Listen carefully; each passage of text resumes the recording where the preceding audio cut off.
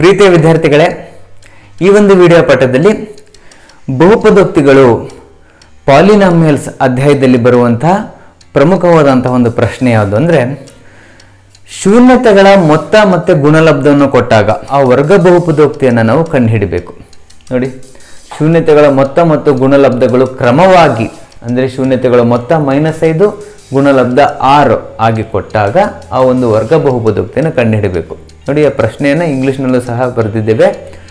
ನೋಡಿ, find a quadratic polynomial, ಒಂದು quadratic ಪಾಲಿನಾಮಿಯಲ್ನ ನಾವು ಕಂಡುಹಿಡಬೇಕು.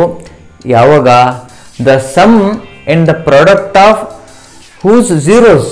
ನೋಡಿ, sum and product of the zeroes ಎಷ್ಟು ಬಂದಿದೆ? -5 ಆ್ಯಂಡ್ 6 ರೆಸ್ಪೆಕ್ಟಿವ್ಲಿ ಅಂತ ಕೊಟ್ಟಿದ್ದಾರೆ. ಅಂದರೆ ಸಮ್ ಆಫ್ ದಿ ಝೀರೋಸ್ -5 ಮತ್ತು ಪ್ರಾಡಕ್ಟ್ ಆಫ್ ದಿ ಝೀರೋಸ್ 6 ಅಂತ ಅರ್ಥ. ನೋಡಿ, ಈಗ ನಾವು ಅದನ್ನೇ ಬರ್ಕೊಂಡ್ಬಿಡೋಣ ಇಲ್ಲಿ. ನೋಡಿ, ನಮಗೆ ಯಾವುದೇ ಒಂದು ಪಾಲಿನಾಮಿಯಲ್ ಪಿ ಆಫ್ ಎಕ್ಸ್ ಅಂತ ನಾವು ಕರಿತೀವಲ್ಲ, ಅದರ ಝೀರೋಸ್, ಅದರ ಶೂನ್ಯತೆಗಳನ್ನು ನಾವು ಆಲ್ಫಾ ಮತ್ತು ಬೀಟಾ ಅಂತ ಕರಿತೀವಿ. ನೋಡಿ, ಇಲ್ಲಿ ವರ್ಗ ಬಹುಪದೋಕ್ತಿ ಬಗ್ಗೆ ನಾವು ಮಾತಾಡ್ತಿರೋದು, ಕ್ವಾಡ್ರಾಟಿಕ್ ಪಾಲಿನಾಮಿಯಲ್ ಬಗ್ಗೆ. ಅಂದರೆ ಕ್ವಾಡ್ರಾಟಿಕ್ ಅಂದರೆ ನೋಡಿ, ಡಿಗ್ರಿ 2 ಅಂತ. ವರ್ಗ ಬಹುಪದೋಕ್ತಿಯ ಡಿಗ್ರಿ 2. ಡಿಗ್ರಿ 2 ಇದ್ದರೆ ನಮಗೆ 2 ಶೂನ್ಯತೆಗಳು ಸಿಗುತ್ತೆ. ಆ 2 ಶೂನ್ಯತೆಗಳನ್ನು ನಾನು ಆಲ್ಫಾ ಮತ್ತು ಬೀಟಾ, ನಾವು ಸಾಮಾನ್ಯವಾಗಿ ಆಲ್ಫಾ ಮತ್ತು ಬೀಟಾ ಅಂತ ಕರಿತೀವಿ. ಈಗ ಇಲ್ಲಿ ಕೊಟ್ಟಿರೋದು ಆಲ್ಫಾ ಮತ್ತು ಬೀಟಾದ ಬೆಲೆಗಳಲ್ಲ, ಶೂನ್ಯತೆಗಳ ಮೊತ್ತ ಮತ್ತು ಗುಣಲಬ್ಧದ ಬೆಲೆಗಳು. ಅಂದರೆ ಶೂನ್ಯತೆಗಳ ಮೊತ್ತ ಅಂದರೆ ಏನು? ಶೂನ್ಯತೆಗಳ ಮೊತ್ತ, ನೋಡಿ, ಶೂನ್ಯತೆಗಳ ಮೊತ್ತ ಸಮ್ ಆಫ್ ಝೀರೋಸ್, ಅದನ್ನು ನಾವು ಆಲ್ಫಾ ಮತ್ತು ಬೀಟಾ, ಶೂನ್ಯತೆಗಳು ಇವಲ್ವಾ, ಹಾಗಾಗಿ ಅವುಗಳ ಮೊತ್ತ ಅಂದರೆ ಅವೆರಡು ಕೂಡಬೇಕು. Alpha plus beta is equal to ಏನು? ಮೊತ್ತ -5. ಶೂನ್ಯತೆಗಳ ಗುಣಲಬ್ಧ ಪ್ರಾಡಕ್ಟ್ ಆಫ್ ಝೀರೋಸ್ ಏನು ಬರ್ತಾ ಇದೆ? Alpha into beta.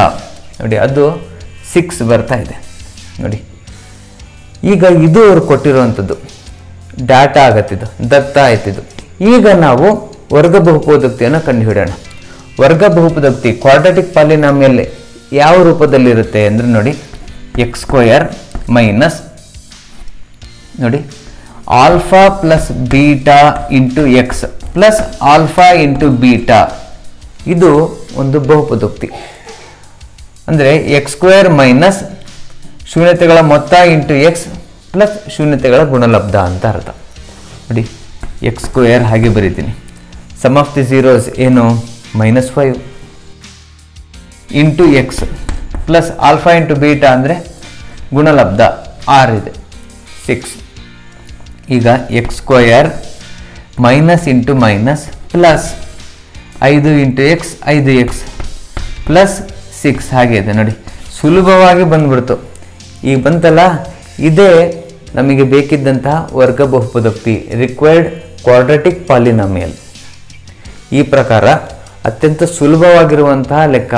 ಆದರೆ 1 ಅಂಕಕ್ಕೆ ಅಥವಾ 2 ಅಂಕಕ್ಕೆ ಕೇಳ್ಬೋದಾಗಿರುವಂಥ ಒಂದು ಪ್ರಶ್ನೆ ಬಹುಪದೋಕ್ತಿಗಳ ಅಧ್ಯಾಯದಿಂದ ಬರುತ್ತೆ. ಹಾಗಾಗಿ ಈ ಲೆಕ್ಕ ನಿಮಗೆ ಅರ್ಥ ಆಗಿದೆ ಅಂತ ಭಾವಿಸ್ತಾ ಇದ್ದೇನೆ. ಈ ಅಧ್ಯಾಯದ ಮುಂದಿನ ಲೆಕ್ಕಗಳನ್ನು ನಾವು ಮುಂದಿನ ವಿಡಿಯೋ ಪಾಠದಲ್ಲಿ ನೋಡೋಣ. ಧನ್ಯವಾದಗಳು.